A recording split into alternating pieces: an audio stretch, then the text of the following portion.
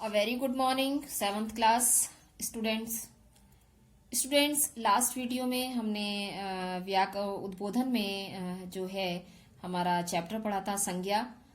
तो हमने उसके क्वेश्चन आंसर्स भी किए थे और उसके एक्सप्लेनेशन भी मैंने आपको दी थी पूरे चैप्टर की, लेकिन एक्सरसाइज हमारी बची हुई थी। तो आज इस वीडियो में मैं आज आपको उसकी एक्सरसाइज कंप्लीट कराऊंगी। तो चैप्टर नंबर संज्ञा जिसका जो है वो हम खोलते हैं। ये चैप्टर नंबर क्या है इसका 8, चैप्टर नंबर 8 है बच्चों। और इसकी एक्सरसाइज क्वेश्चन आंसर्स कंप्लीट हो चुके हैं और अब मैं आपको इसकी एक्सरसाइज कराती हूँ। ये देखिए यहाँ ये है पहला, देखिए सेकंड एक्सरसाइज है हमारी। निम्नलिखित जातिवाचक संज्ञा शब्दों से भाववाचक संज्ञा बनाइए। तो ये है हमारा शिशु से हमारी भाववाचक संज्ञा बनेगी शैशवावस्था। सती से बनेगा सतीत्व। व्यक्ति से बनेगा व्यक्तित्व।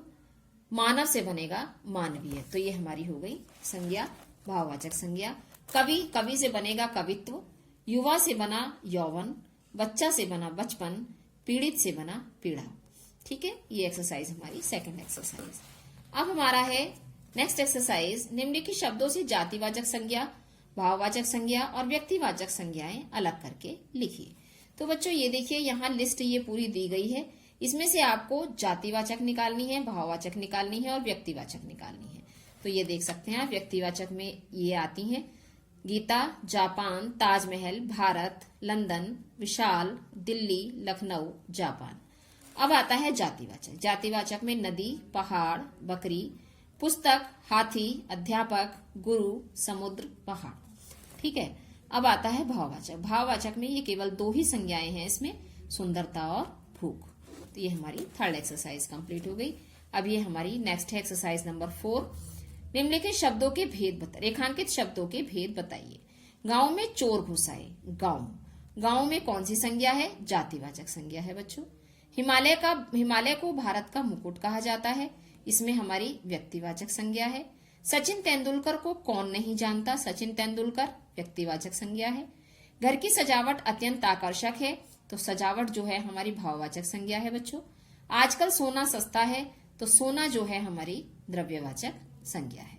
तो ये यही एक्सरसाइज है इस चैप्टर की। बस अब हम आते हैं नेक्स्ट चैप्टर पर। चैप्टर नंबर 9 है जो हमारा संज्ञा विकार। तो आते हैं चैप्टर नंबर 9 पर।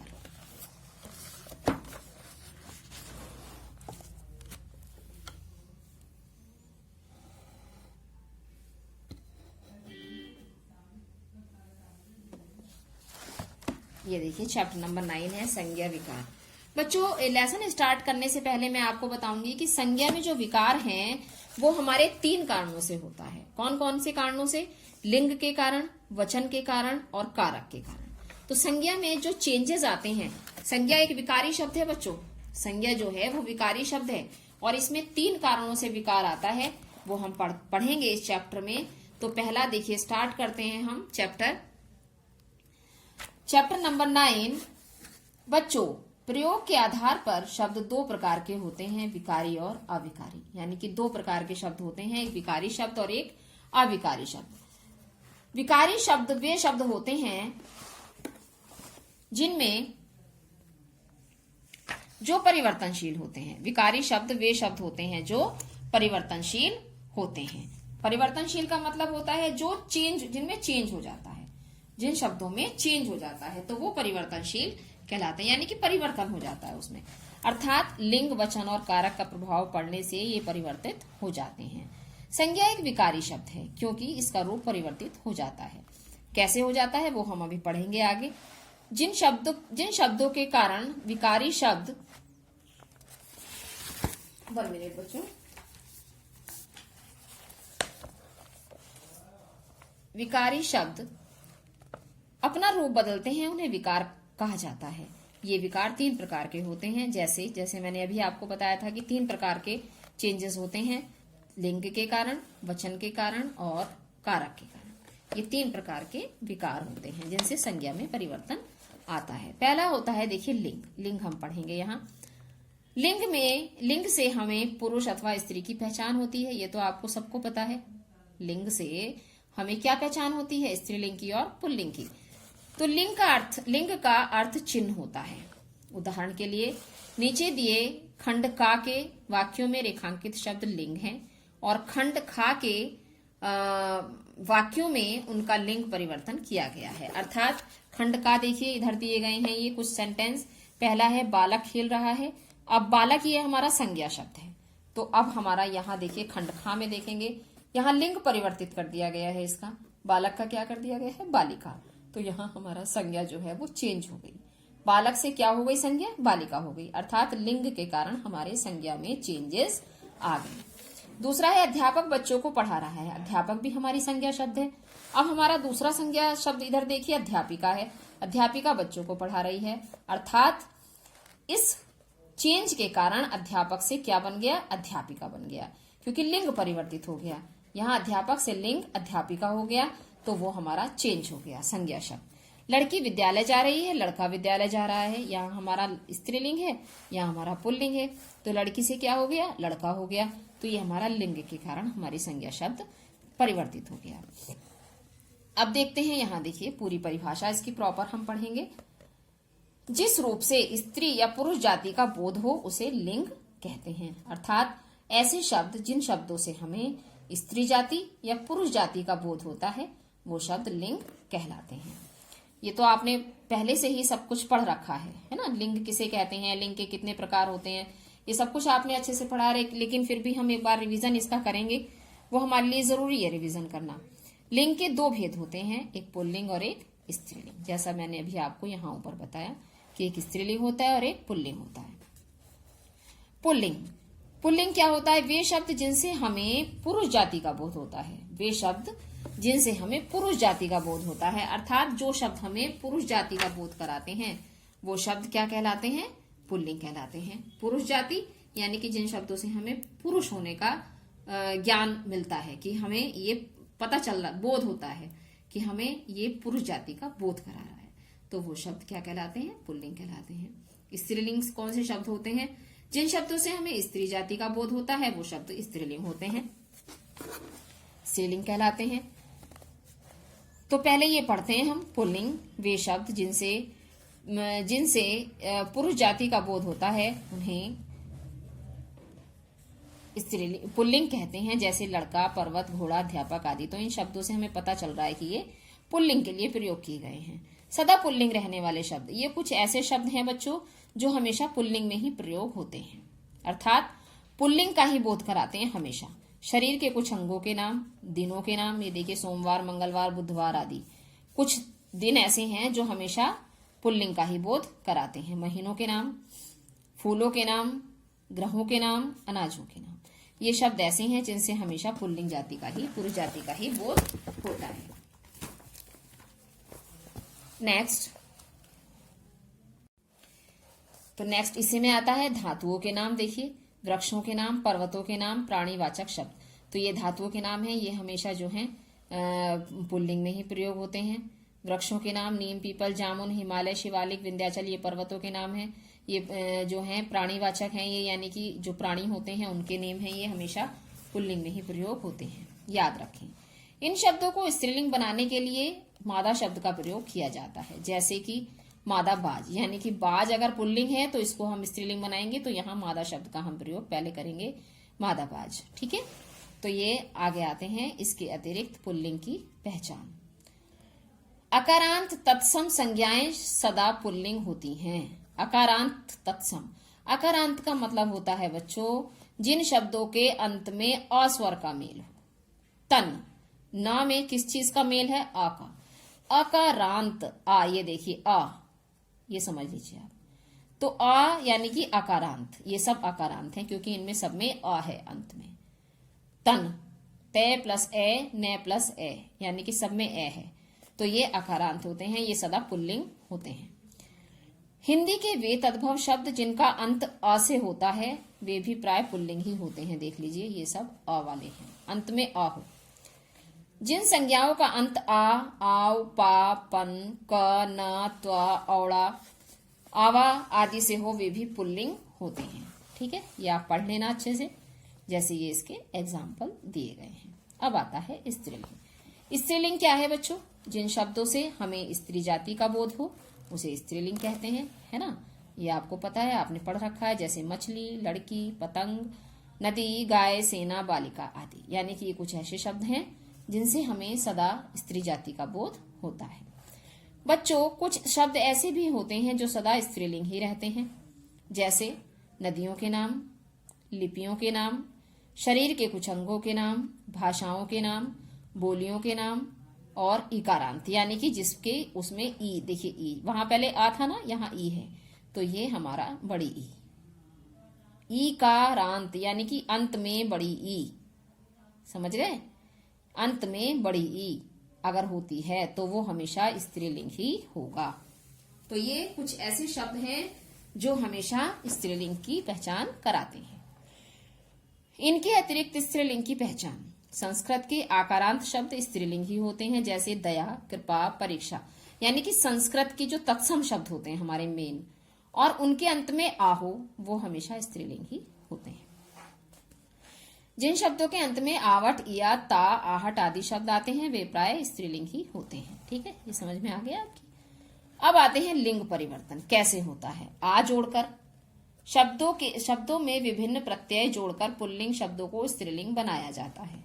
ये तो आपको सबको पता है। अब कैसे बनाते हैं? आ जोड़कर, यानी कि जिनके अंत में ए है उन्हें आ जोड़कर स्त्रीलिंग बनाया जाता है। शिष्य, शिष्या, बाल, बाला, छात्र, छात्रा, इनके अंत में ए है, अकारांत को आकारांत बनाया गया। इया को इया जोड़कर, यानी कि आ में आकारांत में इया जुड़ा।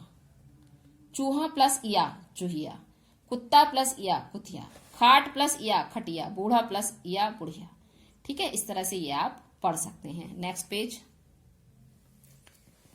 इन जोड़कर, आनी जोड़कर, इका जोड़कर, ई जोड़कर, आइन जोड़कर, अति जोड़कर और अंत में नी जोड़कर।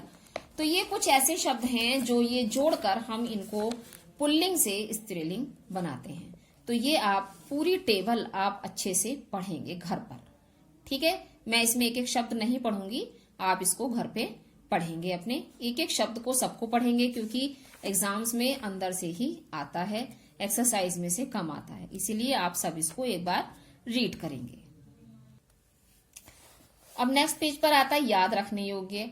तो याद रखने योग्य में ये सारे पॉइंट्स हैं, मैंने आपको चैप्टर के अंदर पढ़ाए हैं।